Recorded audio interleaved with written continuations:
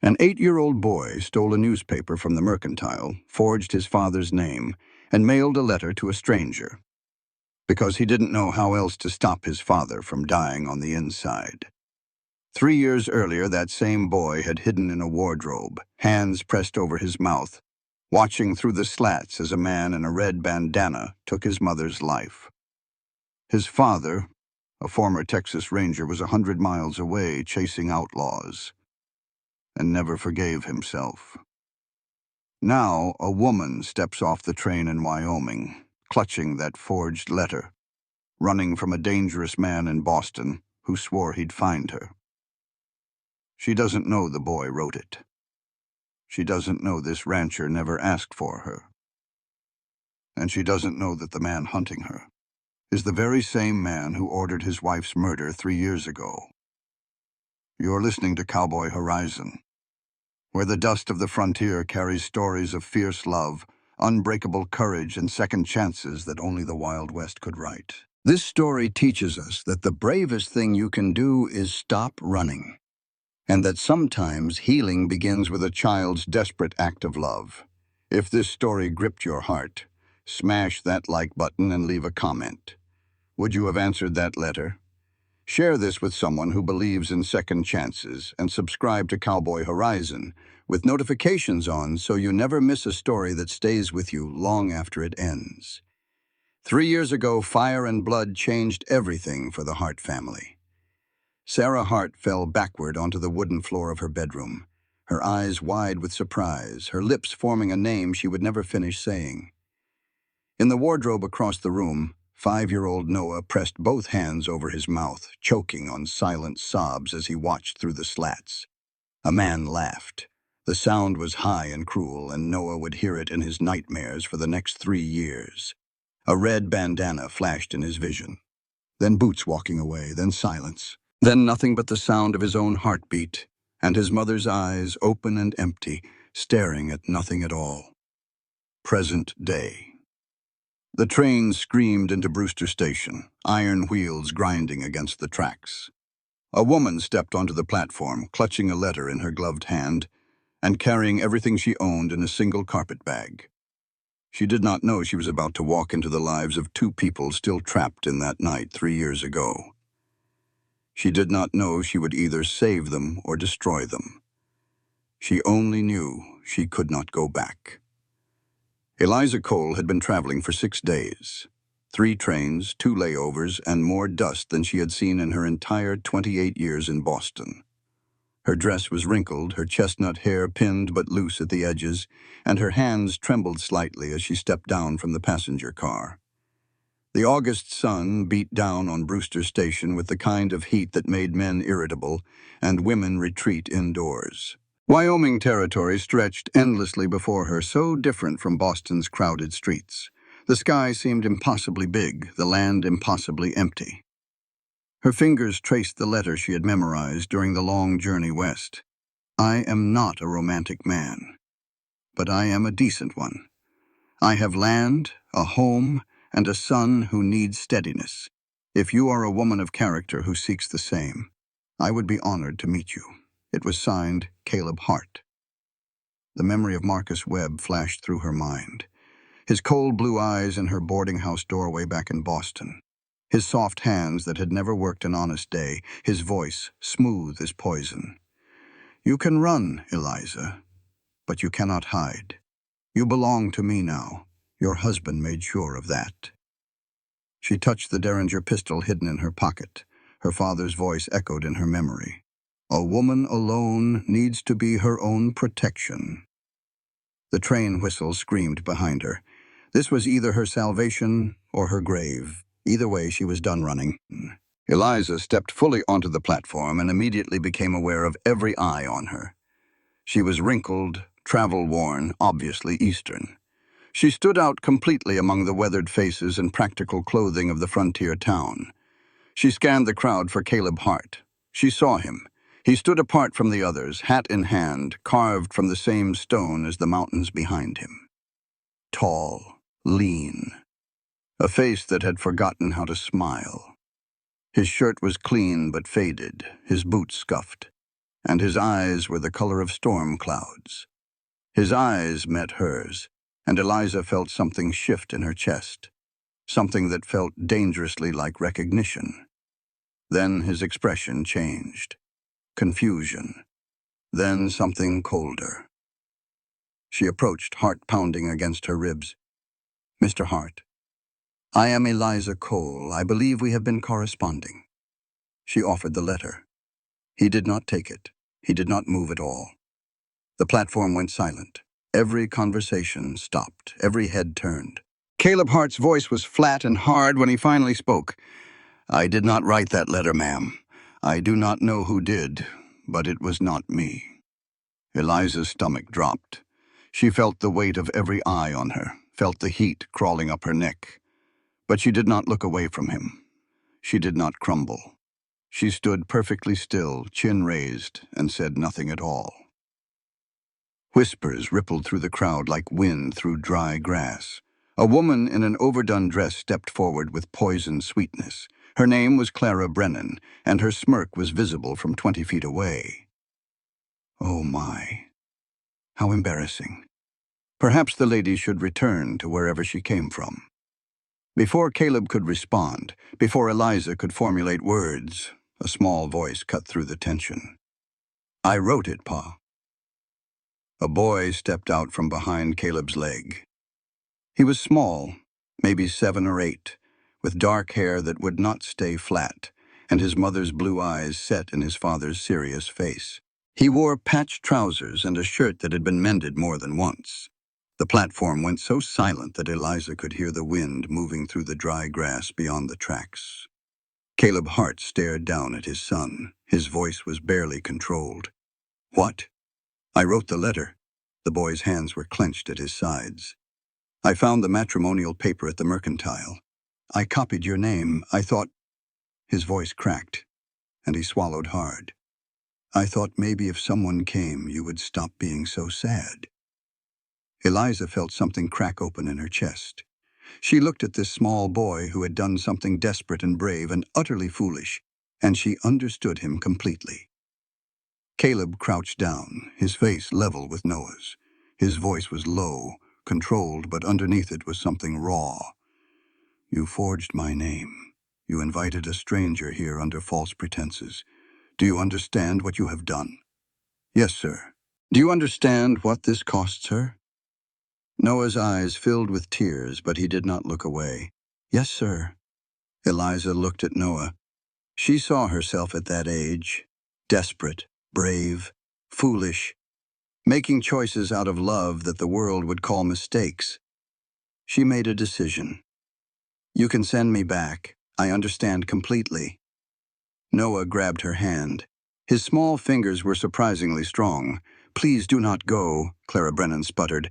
"Caleb, you cannot possibly consider keeping this woman. It is not decent. It is not proper." Caleb stood slowly.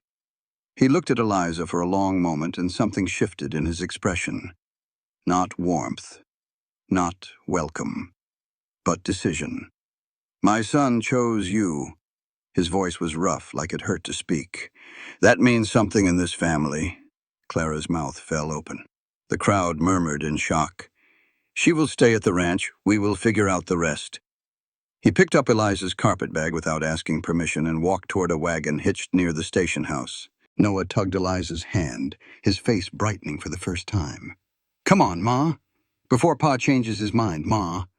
The word hit Eliza square in the chest. She followed, feeling every judgmental eye on her back, knowing that she had just stepped into something far more complicated than a simple arrangement. Caleb Hart was not just a widower looking for help. He was a man at war with his own grief, and she had no idea if she had come to save him or burn alongside him. The wagon ride was 5 miles of uncomfortable silence. Noah sat between them, positioned there deliberately, chattering about horses and the ranch and anything that came into his young mind. Eliza asked appropriate questions, her voice calm and measured, despite the uncertainty churning in her stomach. Caleb answered in monosyllables. "Is the ranch far?" 5 miles. "You run cattle?" "Some. Horses, mostly. Noah says you have a dog named Brutus. He is Sarah's dog." The name fell between them like a stone dropped into still water. No one spoke for the rest of the ride. But something had happened to Caleb Hart in that moment. Something he did not want and could not control. The wind had shifted and he had caught her scent. Lavender and something clean like soap and rain. Lavender. Sarah had worn lavender. His hands tightened on the reins until his knuckles went white. 3 years, and the smell of lavender still made his chest cavity feel hollow. Hart Ranch appeared as they crested a small rise. It sat in a valley where the land rolled in long, dry waves. The house was solid, 2 stories of weathered wood with a porch that sagged slightly on one end. Curtains hung in the windows, faded now, but someone had chosen them with care once. A woman's touch, slowly disappearing. The barn was larger, better maintained. Fences stretched in neat lines. Horses grazed in a corral near a water trough. It was beautiful, and it was quiet. The kind of quiet that felt like held breath. Eliza took it all in as Caleb pulled the wagon to a stop. Before anyone could move, a large dog came bounding from the porch. Gray muzzle still strong, tail wagging despite his age. Noah scrambled down from the wagon. "This is Brutus. He was Mama's, but he is mine now." Eliza climbed down and knelt, letting the dog sniff her hand. Brutus considered her for a long moment, then licked her palm. Noah's face lit up like the sun coming out from behind clouds. "He likes you. He does not like most people anymore." Caleb was watching from the wagon, his expression unreadable. He finally climbed down and grabbed Eliza's carpet bag. "I will show you inside." The tour was brief and terse. The kitchen featured a wood stove, a scarred table, and cast-iron pans hanging neatly on the wall. The sitting room held 2 chairs by a cold fireplace and no decorations. Everything was clean but sparse. A home stripped to essentials. He stopped at the stairs. "Your room is upstairs. End of the hall. Mine and Noah's are at the other end." A deliberate distance. She noted it. "Meals at 6, noon, and 6. You are not expected to cook, but you are welcome to." He paused at the back door and gestured to a rifle leaning in the corner. "There's always a loaded rifle here. You know how to use one?" "My father taught me." For the first time, something shifted in Caleb's expression.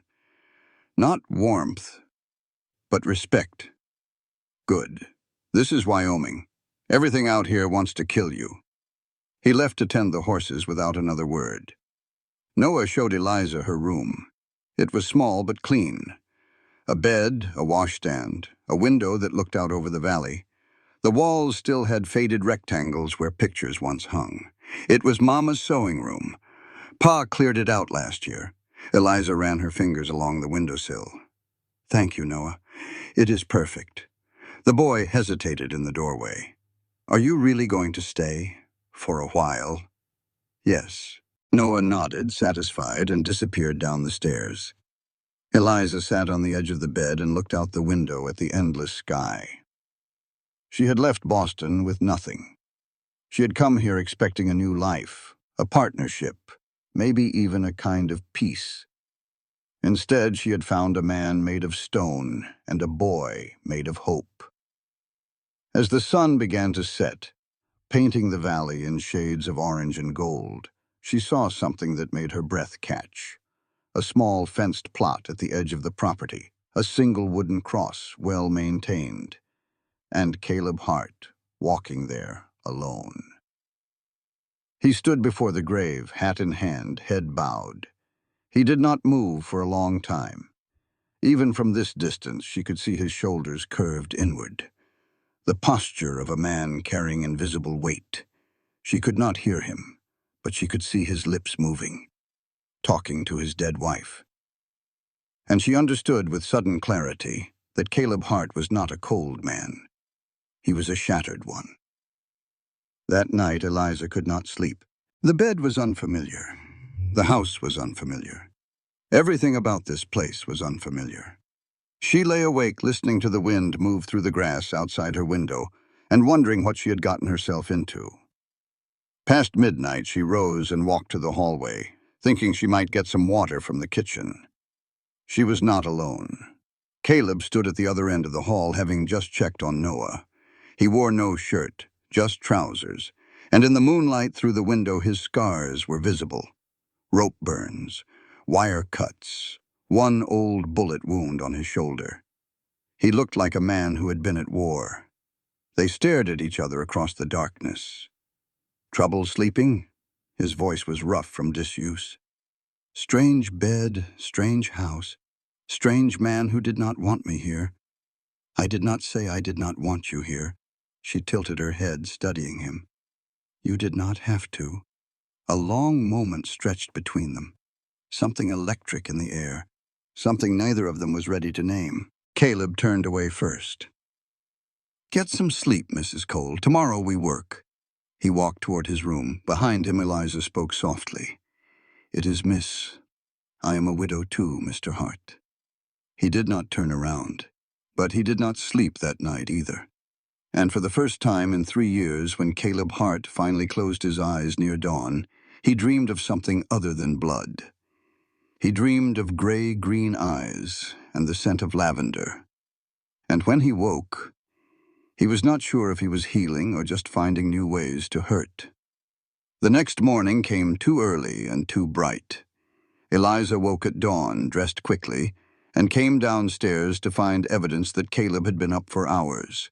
Coffee made, dishes from his breakfast already washed, the back door standing open to let in the cool morning air. She found flour in the pantry and set to work. When Noah appeared, rubbing sleep from his eyes, the kitchen smelled of fresh biscuits and frying bacon. His face lit up with wonder. "You cook?" "Pa just does bacon and eggs. Every day. Forever." Eliza smiled as she set a plate in front of him. "Well, we will see about adding some variety." They talked while he ate. About horses, about books, about Philadelphia. Noah was starved for conversation, for a feminine presence, for someone who would listen to his endless questions and answer them with patience. "Do you know any stories?" he asked, mouthful of biscuit. "A few. Adventure stories? Cowboys and outlaws? Some of those, too." Noah grinned. "I like you." The simple declaration made something warm bloom in Eliza's chest. "I like you too, Noah." When Caleb returned near midday, he found the kitchen transformed. Fresh bread cooling on the counter, soup simmering on the stove, and his son laughing at something Eliza had said. He stopped in the doorway, an expression crossing his face that was gone too quickly for Eliza to read. Then everything changed. Pastor Noah's voice went serious. "Something is wrong with one of the calves." Caleb was already moving, and Eliza followed without being asked. In the barn, a young calf lay on its side, breathing hard. A deep gash ran along its flank where barbed wire had torn through hide and muscle. Blood soaked the straw beneath it. Caleb knelt, examining the wound with practiced hands. Wire got her. Deep. Going to need stitching. He reached for his supplies, preparing to handle it alone. "I can help." He looked up at her, skepticism plain on his face. "You ever stitched a wound before?" "More than once. My father ran a horse farm before he lost it. Accidents happened." Caleb studied her for a long moment, then nodded shortly. "Fine. Hold her head, keep her calm." Eliza knelt in the straw without hesitation. She spoke softly to the calf, stroking its neck, keeping it still while Caleb cleaned the wound. Then she held out her hand. "Let me." He raised an eyebrow but handed her the needle and thread.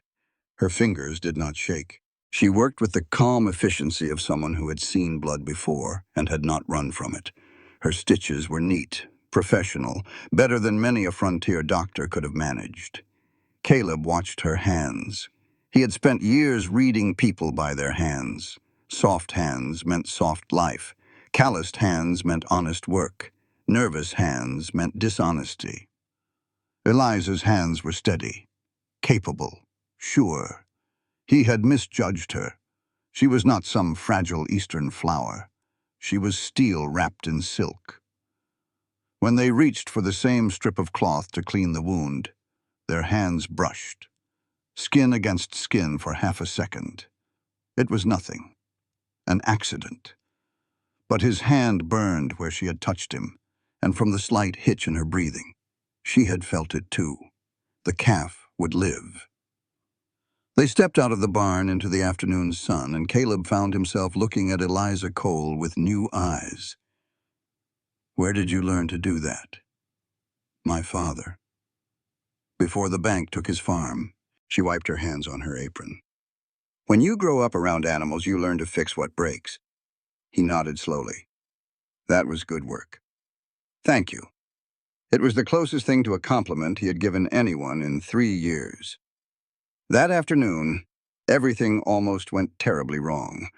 Eliza had noticed the water bucket was low and decided to be useful. She walked to the creek about a quarter-mile from the house, following the path Noah had shown her earlier. The creek was beautiful. Clear water running over smooth stones, cottonwood trees providing shade, the sound of water like music after the silence of the house. She knelt to fill the bucket. The rattlesnake's warning came too late. The distinctive rattle froze her blood. The snake was coiled on a flat rock not 3 feet away, its head raised, its tail shaking. She could not run, too close, could not reach her derringer. Any movement might trigger a strike. She could only stay perfectly still and feel her heart trying to break through her ribs. Seconds felt like hours. The sound of hoofbeats. "Do not move." Caleb's voice was sharp, commanding. She heard him dismount, heard the click of a rifle being cocked. The crack of the shot made her flinch despite herself. The snake's head disappeared. Before she could react, Caleb was there, lifting her onto his saddle with hands that were rough and urgent. He swung up behind her, one arm locked around her middle, pulling her back against his chest. "Hold on." She could feel his heart pounding against her back, or maybe that was hers. She could not tell anymore. He rode them back to the house at a gallop, his arm never loosening around her waist. When they reached the yard, he dismounted but kept hold of her arm. "Never go that far alone. Not yet." His voice was rough, but his hand was gentle where it gripped her. "There are things out here that will kill you before you know you are in danger. I understand." "Do you?" He still had not let go. "Because I cannot—" He stopped. Whatever he had meant to say, he swallowed it. "Just be careful." He released her and walked away, his shoulders tight with something that looked almost like fear. Eliza stood in the yard, her heart still racing, and realized that Caleb Hart was not as indifferent to her fate as he pretended to be. Late afternoon brought an unexpected visitor. A wagon rolled into the yard carrying a woman with silver-streaked hair in a practical bun, laugh lines around her eyes, and hands that had clearly known hard work. She was sturdy and comfortable in her own skin, and she smelled like fresh bread and coffee. Ruth McAllister owned the only restaurant in Brewster. She had also been a mail-order bride herself 30 years ago. "So you are the one causing all the fuss." She handed Eliza a still warm pie. "Apple. Caleb's favorite, though he will never admit it. I am not sure I am causing anything except trouble." "Honey, trouble is what men call it when women do not do what they expect." They sat on the porch together, and Ruth shared her story, how she had come west with nothing but hope and a letter, how the town had talked about her for a solid year, how they had called her names she would not repeat in polite company. "Now they come to my restaurant every Sunday after church and tell me I make the best pie in the territory." Ruth's eyes were wise. Time changes things, but you have to survive long enough to see it. "How did you do it?" "I did not try to win them over. I won him over first. The rest followed." Ruth glanced toward the barn where Caleb was working. "Do not try to change that man. Just give him reasons to change himself. Is he even capable of being won?" Ruth's expression softened. "That man has more heart than he wants anyone to know. Sarah's death broke something in him. But broken things can be mended if you have got patience." She paused, then added quietly, "He used to be different. Before, he was a Texas Ranger, you know. One of the best. There is still a good man in there. He is just buried under 3 years of grief." The sun was setting when Ruth left. Eliza stood on the porch and watched the wagon disappear down the road, turning Ruth's words over in her mind. A Texas Ranger. That explained the way he moved. The scars. The rifle always within reach.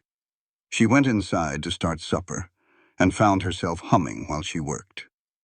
That night, Caleb walked past her room on his way to check on Noah. Her door was slightly open. Candlelight spilled into the hallway. She sat at the small vanity, pulling a brush through chestnut hair that caught the candlelight like fire. She was humming something. A hymn, maybe. Low and soft. Sarah used to hum while she sewed. He should walk away. He knew he should.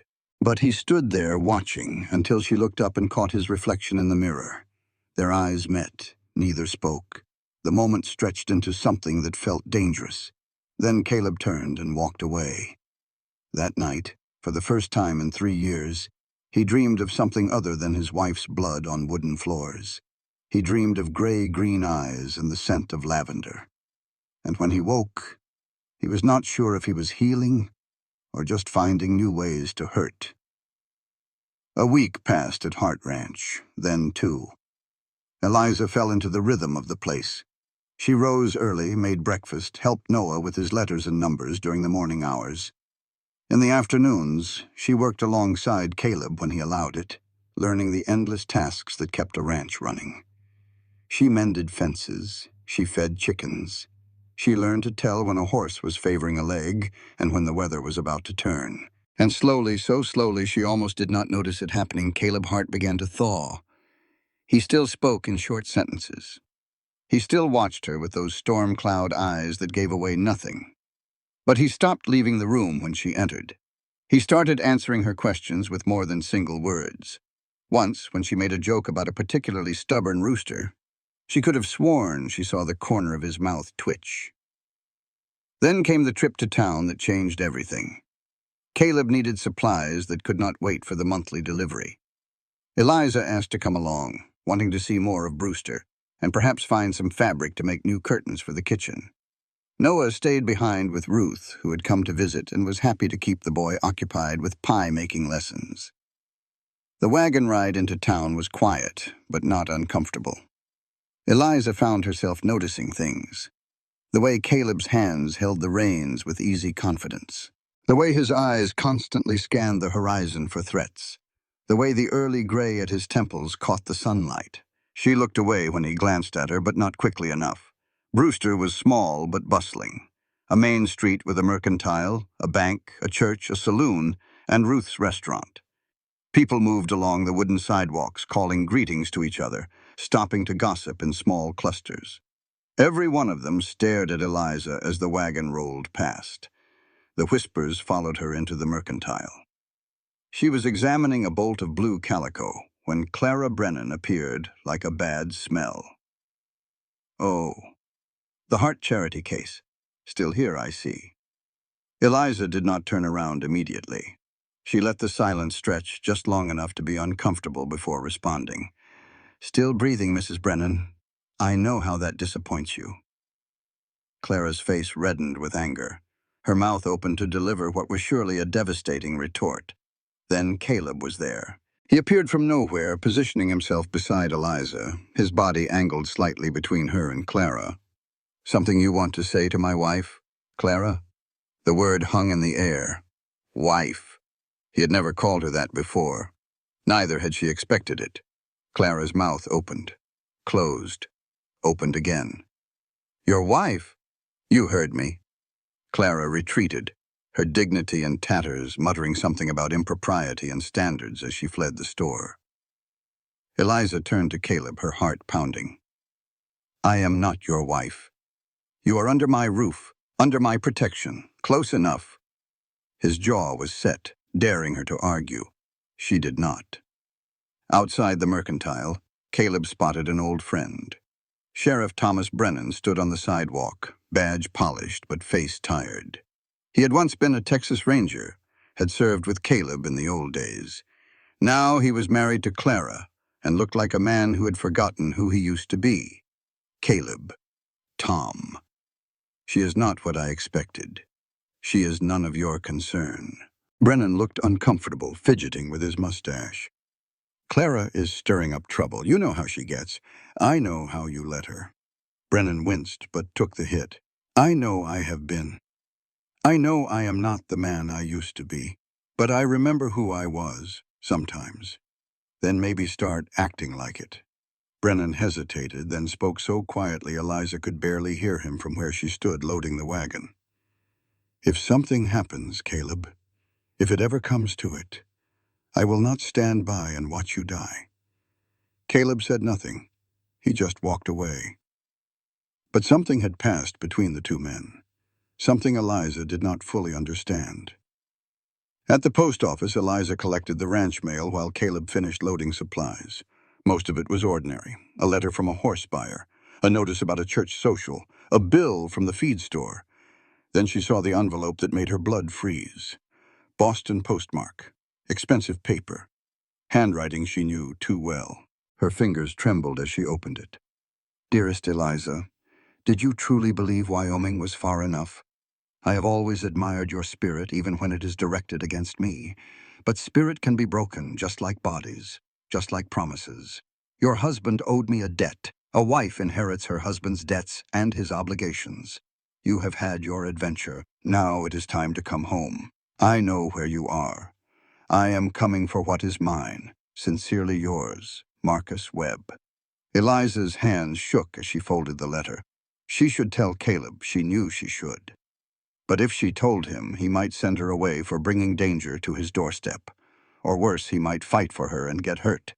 She tucked the letter into her pocket and said nothing. It was the wrong choice. She knew it even as she made it. But the pattern was old and deep. When danger came, Eliza Cole ran or hid. She was not ready to stand and fight. Not yet. That night, screaming tore through the house. Eliza was out of bed and running before she was fully awake. She reached Noah's room at the same moment as Caleb. The boy was thrashing in his bed, eyes open but unseeing, trapped in a nightmare. No, no, do not hurt her. Mama, Mama! Caleb gathered his son in his arms, his own face twisted with helpless anguish. I am here, Noah. I am here. It is Pa. But Noah kept struggling, kept crying, lost in terrors that had plagued him for 3 years. Eliza sat on the edge of the bed. Without thinking, she began to hum, soft and low, a lullaby her mother had sung to her when she was small. Slowly, Noah's breathing calmed, his eyes focused. He saw her. Ma? Eliza's heart cracked. I am here. You are safe. It was just a dream. Noah reached for her, and she held him, rocking gently, humming, until the trembling stopped. Over his head, her eyes met Caleb's, the gratitude there, and the pain. It made her want to weep. After Noah finally slept, they stood in the hallway together. He has not slept through the night since she died. Caleb's voice was barely a whisper. Not once in 3 years. He will again, someday. How do you know? Because broken things can heal, even when it feels impossible. She did not know if she was talking about Noah or herself, or him. The next afternoon, Eliza stood at the kitchen window with Webb's letter burning a hole in her pocket. Below in the corral, Caleb was teaching Noah to rope a fence post. The boy swung his loop wildly, missing by feet, but he was laughing. And Caleb was smiling. It transformed him. The stone-carved hardness melted, and underneath was the man he must have been before. Younger, lighter, capable of joy. Noah threw the rope again, and it actually landed on the post. He whooped with triumph. Caleb ruffled his hair and said something that made the boy laugh harder. The sunlight caught them both in gold. Eliza touched the letter through her pocket. Webb was coming, and she could not run. Not from this, not from them. But she did not know how to stay either. That night, after Noah was asleep and Caleb had retreated to his room, Eliza sat at the small desk by her window and wrote her own letter. Not to send, just to think. I came here running from one kind of death. I may have found another, but for the first time in 2 years, I have also found something worth dying for. I just do not know if I am brave enough to fight for it. She burned the letter in her candle flame and watched the ashes float away on the night breeze. But the question remained. Was she brave enough to stay? The morning came too early, and it came wrong. Eliza woke to strange light filtering through her window. The sky had an odd greenish tinge, and the air felt heavy with something she could not name. She dressed quickly and came downstairs to find Caleb already up, his face grim as he stared out the window. Blizzard coming. A bad one. In September. Wyoming does not care about calendars. The next hours were a blur of preparation. Boarding windows, securing animals, bringing in firewood, every task done with urgent efficiency. Then Ruth arrived in her wagon and Caleb made a decision. Noah is going to town with her. He will be safer there. Noah protested immediately. I want to stay with you and Ma. Caleb knelt to his son's level. I need you to protect Mrs. McAllister. Can you do that for me? The responsibility straightened Noah's spine. Yes, sir. The farewell was harder than Eliza expected. Noah hugged her fiercely, his small arms tight around her waist. Come back, both of you. We will. I promise. She watched Ruth's wagon disappear down the road and the sky darkened further. Then Caleb handed her a set of reins. We need to bring in the herd. Can you ride? She could ride. Her father had taught her before the bank took his horses. She had not sat a saddle in years, but some things you did not forget. They rode out together into the gathering storm. The wind rose as they worked. Cattle scattered across the range, spooked by the changing pressure. Eliza pushed them toward the sheltered draw where they would wait out the blizzard, her horse responding to commands she barely remembered giving. Caleb shouted something over the wind. You did not learn that in Boston. My father had a horse farm before he lost it. Questions for later. Now there was only the storm. A pregnant heifer got stuck in a gully, too frightened to climb out. Eliza dismounted to help before Caleb could stop her. The heifer panicked. 800 pounds of terrified animal scrambled for footing, and Eliza was between it and the rocks. She saw death coming. Then Caleb was there. He grabbed her around the waist and hauled her backward, pressing her against his chest in the rock face as the heifer scrambled past. Hooves missed her by inches. For a moment, neither moved, her back against his chest. His arms locked around her, both breathing hard. That was stupid. His voice was a growl in her ear. She would have died. So would you. She turned her head and their faces were inches apart. Snow was beginning to fall around them. Would that have mattered to you? He could not answer. Not honestly. Not without saying things he was not ready to say. Get on my horse, now. They rode double through the blinding snow. His arm never loosened around her waist. Her back stayed pressed against his chest. They could not see more than 20 feet ahead. The main house was too far. There. Caleb pointed through the white. A small cabin materialized from the storm. The line shack, he called it. Emergency shelter for riders caught in bad weather. He got them inside just as the full fury of the blizzard hit. The cabin was maybe 12 feet square. One room, one bed, a small stove, a table, a chair, emergency supplies on a shelf. Caleb got the fire started while Eliza found blankets. The cold retreated slowly, pushed back by the growing warmth from the stove. They ate cold rations and did not talk much. The storm howled outside. There was only one bed. I will take the floor. Caleb's voice was firm. Do not be ridiculous. You will freeze. I have had worse. And if you are sick tomorrow, who gets us home? Logic. He could not argue with logic. They lay down side by side, rigid as boards, careful not to touch.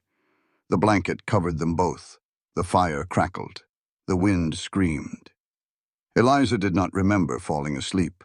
She woke in the middle of the night to find everything changed. At some point in the darkness, they had shifted toward each other like flowers toward sun. Her head rested on his chest. Her hand lay flat over his heart. His arm was wrapped around her shoulders. She should move. She knew she should, but he was warm and she fit against him like she had been made for this space. She did not move. And above her, Caleb Hart lay awake, staring at the ceiling, letting himself have this one moment. Just one. Morning came gray and cold, but the storm had lessened. Eliza woke in his arms, their eyes met. Neither moved. "I am sorry." She started to pull away. "I did not mean to. Do not apologize." His voice was rough, broken. "Caleb, I am trying to be honorable. I need you to know that. I know you make it very hard." Something snapped. The careful distance they had maintained, the walls they had built. She reached up and touched his face.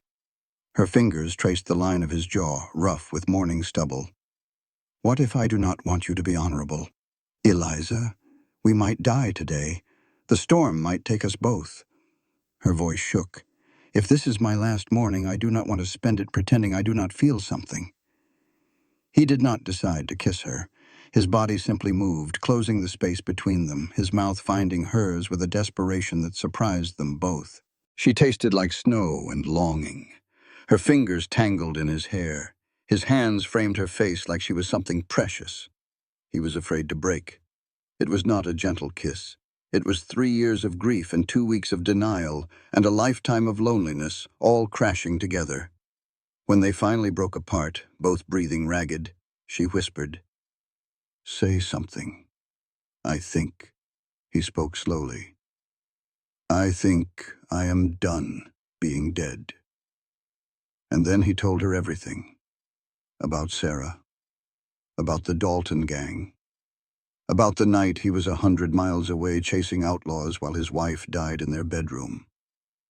About Noah hiding in the wardrobe. About the guilt that had eaten him alive for 3 years. "I was not there to protect her. I chose the badge over my family, and they made me pay for it. That is not your fault. Is it not?" "No." Eliza took his face in her hands, made him look at her. "You could not have known. You could not have stopped it. The men who killed her, they are the ones who carry that sin, not you." She held him while he did not cry, because he had forgotten how. She held him while the storm raged outside and the fire burned low and the world shrank to just the two of them in this small cabin at the edge of everything. The storm broke near noon. They rode back to the main house in silence, but it was a different kind of silence now. Not cold, not awkward, full. Like a cup that had finally stopped being empty. Neither of them saw the tracks in the snow near the property line. Horse tracks, 4 sets, heading toward town. Noah returned from town like a small hurricane of joy. He threw himself at Eliza the moment Ruth's wagon stopped. "Ma, you are okay." The word did not feel strange anymore. Ruth watched them with knowing eyes. "Storms bring out the truth in people. You two look like you found something in that cabin." Caleb did not deny it. Eliza blushed. For one brief moment, everything felt like it might be all right. Then Eliza went to town for supplies and everything changed. The whispers were different this time. Not the usual gossip about her presence at the ranch. This was fear. She found Annie, Ruth's young helper at the restaurant, pale and nervous behind the counter.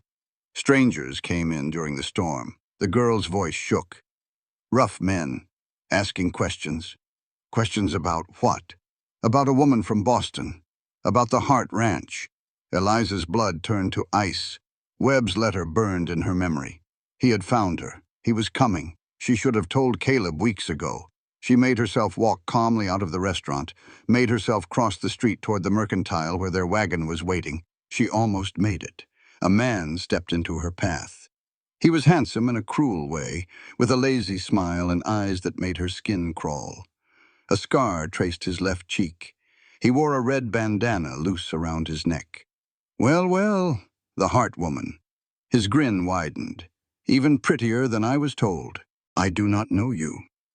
You will." He leaned closer, and she could smell whiskey on his breath. "We have got business with your husband. And with you.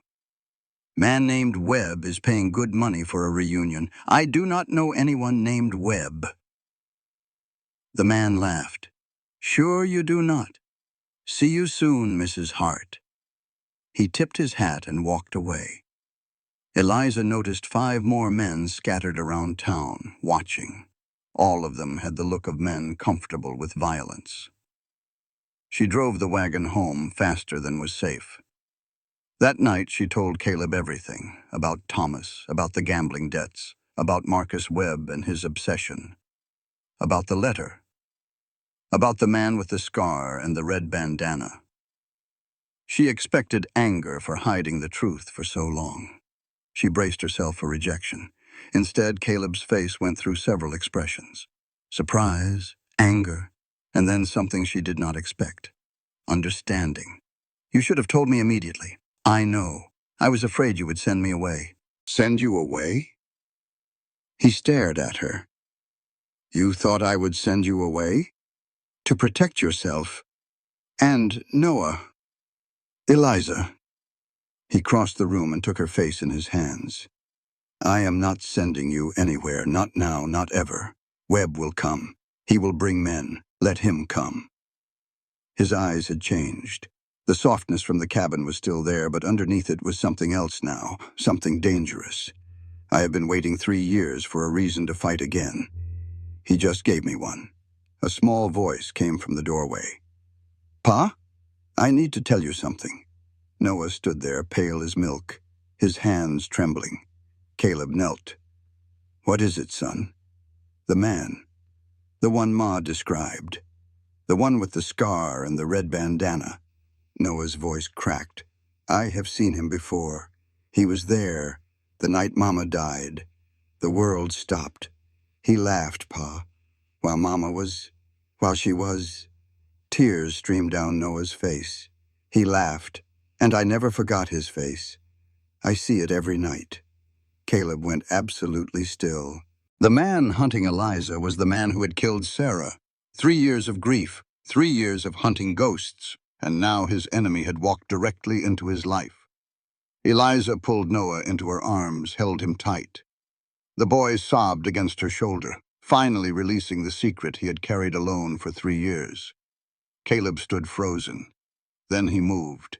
He walked to the locked box on his dresser. The box he had not opened since Sarah's funeral. Inside lay a silver badge and a Ranger revolver. He took out the revolver, checked the chambers. The movements were automatic, muscle memory from another life. He is not laughing anymore. Caleb's voice was quiet, cold. I promise you that. That night, 3 people in the Hart household did not sleep. A boy, finally free of a secret that had weighed more than he could bear. A woman, watching the man she loved transform into something harder and more dangerous than she had imagined. And a man, cleaning his guns and remembering why he had been one of the most feared rangers in Texas. The storm had passed, but the war was just beginning. 5 days. That was how long they had before Marcus Webb arrived on Saturday's train. Caleb spent the first morning in town, gathering intelligence. His old friend, Dr. William Mercer, had information that changed everything. One of those strangers got drunk last night, got in a fight, needed stitches. Doc Mercer cleaned his spectacles, a habit he had when delivering bad news. He talked plenty with a bottle in him. What did he say? They are waiting for someone from Boston, man named Webb, due Saturday. Caleb nodded.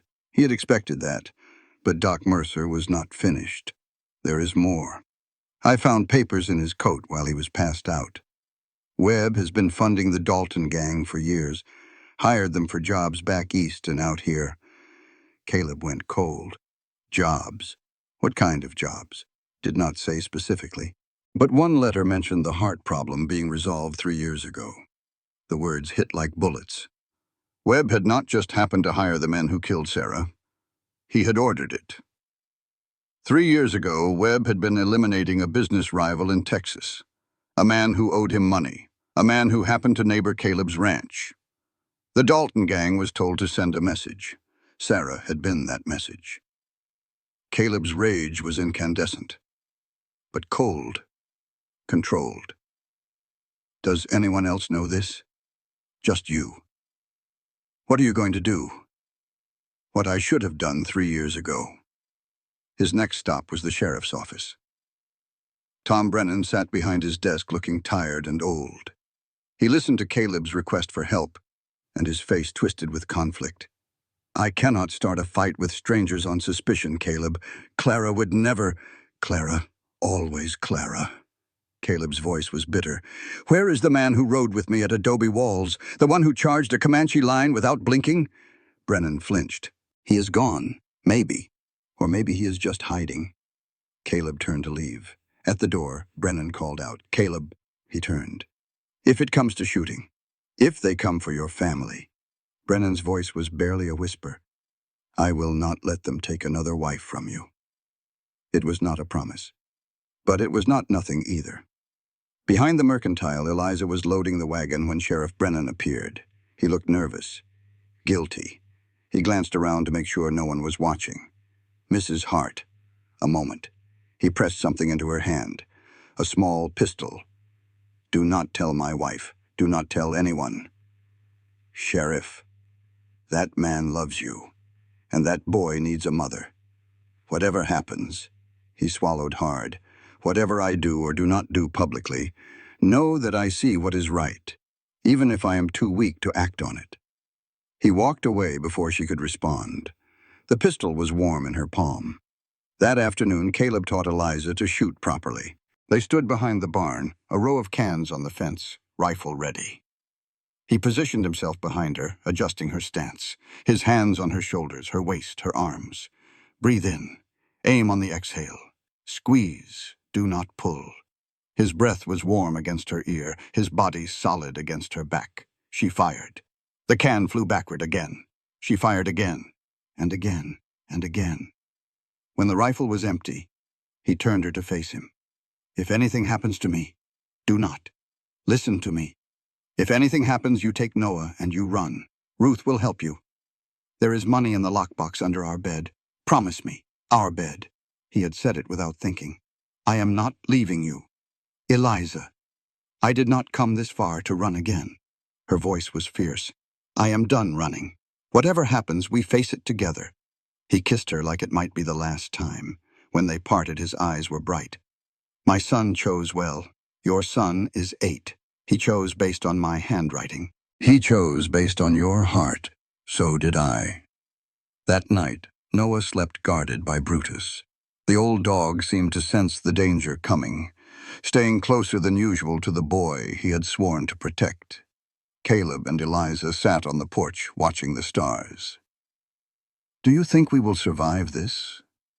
I do not know. But I know I would rather die fighting for something than live running from everything. She took his hand. Take me to bed. He looked at her, making sure she meant it. If this is our last night, then let us not waste it. They made love for the first time in the room that had been Sarah's. It was emotional, desperate, beautiful. Two people who had been alone for too long, finding each other at the edge of darkness. Afterward, wrapped in each other, Caleb whispered, I love you, Eliza. Say it again. I love you again. I love you. She kissed him softly. Whatever happens tomorrow, remember that. Remember this. They slept tangled together, hearts beating in sync. And just before dawn, the sound they had been dreading. Hoofbeats, many of them, coming up the valley road. Caleb was dressed and armed before Eliza finished opening her eyes. They are here. The war had begun. Dawn broke bloody and cold. 6 riders stopped at the property line. The Dalton gang. Hard men on hard horses, armed to the teeth. Behind them, a carriage. Marcus Webb, come to collect his prize. Caleb worked fast. Noah was sent to the root cellar with Brutus. Whatever you hear, you do not come out. You stay with Brutus. You stay quiet. Noah's face was pale, but determined. I can fight. I know you can. But I need you to survive. For me. For Eliza. Can you do that? Yes, sir. Eliza positioned herself at the upstairs window, rifle ready. She had a clear view of the yard and the approaching riders. Caleb stood on the porch, Ranger revolver on his hip. It felt strange after 3 years, and also like coming home. He had not worn this gun since Sarah's funeral, had not wanted to touch the weapon that had failed to save her. But now it sat against his thigh like an old friend, and his hands remembered every lesson they had ever learned. Jesse Dalton rode forward, that cruel smile on his scarred face. Heart. We just want the woman. Send her out, and no one has to get hurt. Caleb's voice carried across the yard. You are on my land. You have got 60 seconds to leave before I consider this an invasion and act accordingly. Jesse laughed. Big talk from one man. Last time you faced a heart alone, you needed 4 men and darkness. Killed a woman while her child hid in the closet. That the kind of courage you are bringing today, Dalton? Jesse's grin faded. You know who I am. I have known for years, I just could not find you. Thanks for saving me the trouble. Marcus Webb stepped forward from the carriage. He looked absurd in his expensive suit, soft hands clutching a gold-topped cane. Mr. Hart. This does not have to be difficult, Mrs. Cole, or Hart, or whatever she is calling herself now, owes me a considerable debt.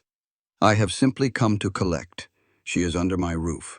That makes her debt my business, and I am not paying. Then you are choosing violence. Caleb smiled. It was colder than Wyoming winter. I chose violence 3 years ago when you killed my wife. You just did not know it yet. Webb's face went pale. He realized too late that Caleb knew everything. No more talking. Jesse went for his gun. He never got it clear. Caleb drew and fired twice before Jesse's hand touched metal. 2 gang members dropped from their horses, dead before they hit the ground. The world exploded into chaos. Gunfire erupted from everywhere. Eliza fired from the window, hitting one man in the shoulder. Return fire shattered glass around her. She ducked, repositioned, kept shooting. Caleb moved like smoke, like death. He was not the rancher anymore. He was the ranger, the man who had tracked killers through 3 territories. The man who had faced down bandits and desperados and lived to bury them all. 3 years of grief had calcified into something else now. Purpose. 2 men flanked toward the barn with firebrands. They meant to burn him out. Caleb had to stop them. Cover me, he shouted to Eliza. He sprinted across the yard as she provided covering fire. The barn was already starting to burn when he crashed through the door. Smoke and flame and the screaming of horses. The first man came at him with a knife. Caleb broke his arm and threw him into a burning stall. The second had a shotgun. Caleb shot him before he could raise it. The horses were panicking. He freed them from their stalls, watched them bolt to safety. Pain bloomed in his side. A bullet had grazed him, bleeding freely. He did not stop. Inside the house, Eliza was alone. The shooting had died down. 3 attackers left. She was reloading when she heard the sound at the back door. Someone forcing it open. She spun, rifle up. Too late. Marcus Webb stood in the doorway, pistol in hand. Did you really think you could escape me, Eliza? He looked absurd. Expensive suit covered in dust. Face sweating with fear and excitement. Put down the rifle. No. He cocked his pistol. I am not asking. She lowered the rifle. But she remembered Brennan's pistol hidden in her apron pocket. Webb approached, gloating. You always did have spirit. That is why I wanted you. Some women are too easy. You... He reached for her face. You needed to be broken first. Something froze in Eliza. The old pattern, fear, paralysis, the urge to run. She could not move, could not breathe, could not think. Then a voice from the cellar stairs. Let her go. Noah stood there, small and pale and furious. Brutus at his side, growling. Webb turned toward the boy. The distraction Eliza needed. She snapped out of her paralysis. Reached for Brennan's pistol, but before she could fire, Webb swung his gun toward Noah. Everything happened at once. Brutus lunged.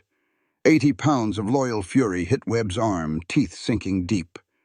Webb fired. The bullet hit Brutus. The dog fell. But he did not let go. Eliza fired Brennan's pistol, hit Webb's leg. He went down screaming. Caleb crashed through the front door, bleeding, wild-eyed. He saw Eliza on her feet, gun in her hand. He saw Webb writhing on the floor. He saw Noah, unharmed, kneeling over his dying dog. And he saw Jesse Dalton behind him, gun raised, aiming at Caleb's back. A shot rang out, but not from Jesse. Sheriff Thomas Brennan stood in the doorway, his smoking rifle steady. "Been a long time since I shot a man."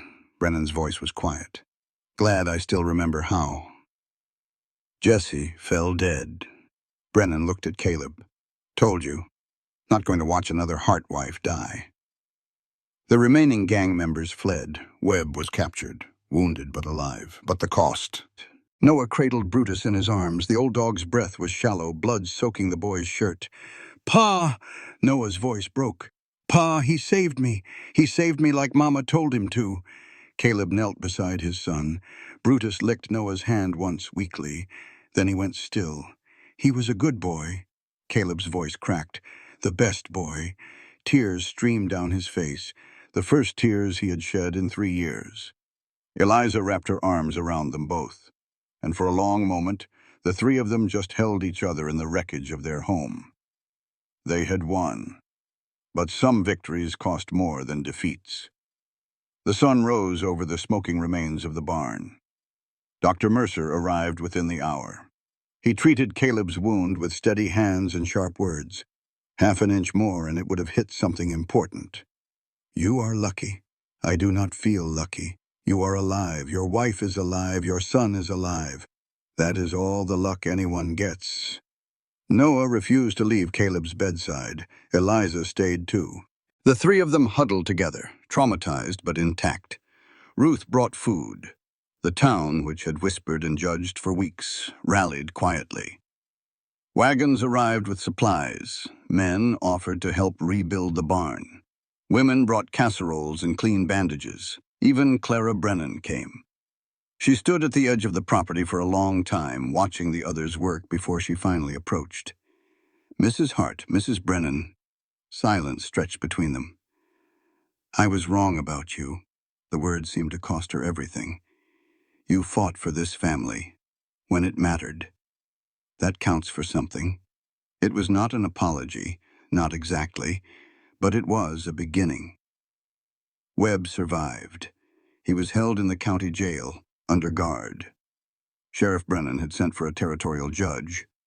The papers Dr. Mercer had found were damning.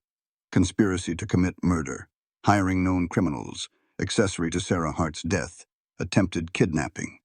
Brennan read the charges from a growing list. "He will hang, or he will rot in Wyoming Territorial Prison for the rest of his life." Caleb visited Webb's cell one time. The man lay on a cot, leg bandaged, face twisted with pain and hatred. "You took everything from me once." Caleb's voice was calm. "Wife, peace. 3 years of my son's childhood." Webb sneered despite his pain. She was nothing, just a message. Caleb's fists clenched. He wanted to kill this man with his bare hands, but he did not. She was everything. And you are going to spend whatever years you have left remembering that she was worth more than your entire miserable existence. He walked away without looking back. Webb stood trial in Laramie 1 month later. The evidence was overwhelming. He was found guilty on all counts and sentenced to life in Wyoming Territorial Prison. He died there 18 months later, alone, unmourned. They buried Brutus next to Sarah. Noah insisted. She loved him first. He should be with her. The three of them stood at the graveside. Noah spoke in a voice that cracked but did not break. He was a good boy. He waited for Mama every day for a year, and then he waited for me. He kept me safe. He kept my Eliza safe. His voice caught. I will miss him forever. Caleb put his hand on his son's shoulder. Eliza took Noah's hand, and for the first time Noah really grieved. Not just for the dog, but for everything, for his mother, for the years of nightmares. for the fear he had carried alone for so long. He cried until he had no tears left, and when he was done, something in him had healed. A week later, as the sun set over the valley, Caleb found Eliza on the porch. We never did this properly, the marriage. We never actually married. No, we did not. He reached into his pocket and pulled out a small gold ring. I bought this in town. Before everything. I have been carrying it for weeks, waiting for the right moment. He paused. Turns out there is no right moment, just the moment you choose. He knelt awkwardly on his healing side and looked up at her. Eliza Cole, I'm not a romantic man, but I am a decent one. I have land, a home, and a son who needs you. I need you. His voice broke. Will you marry me? Properly. In the church. In front of God and the whole damned town. Tears streamed down her face. Yes. He slipped the ring on her finger. Yes. The church was full. Every person in Brewster had come, some out of curiosity, some out of genuine goodwill, some perhaps hoping to witness something they could gossip about later. They would not be disappointed. Caleb Hart stood at the altar, more nervous than he had ever been in his life. Dr. Mercer stood beside him as witness, quietly teasing. The great Caleb Hart, feared by outlaws across 3 territories, brought low by a wedding. Shut up, William. Noah bounced on his heels, practically vibrating with excitement. He clutched the ring in his small fist like it was the most precious thing in the world. Sheriff Brennan stood at the back of the church in full uniform, on guard, just in case. The doors opened. Eliza appeared. She wore a simple dress, nothing fancy, but she was beautiful. Wildflowers in her chestnut hair, gray-green eyes bright with tears. She started down the aisle alone. She had no family here, no one to give her away. Halfway down, Noah stepped out from his place at the altar. He walked to meet her, serious and solemn, and offered his arm. I will walk you, Ma, if that is okay. Eliza's vision blurred. That is more than okay. She took his arm, and together they walked toward Caleb. Not a dry eye in the church. They reached the altar. Caleb was crying. The first time anyone had seen tears on his face since Sarah's funeral. Noah placed Eliza's hand in his father's.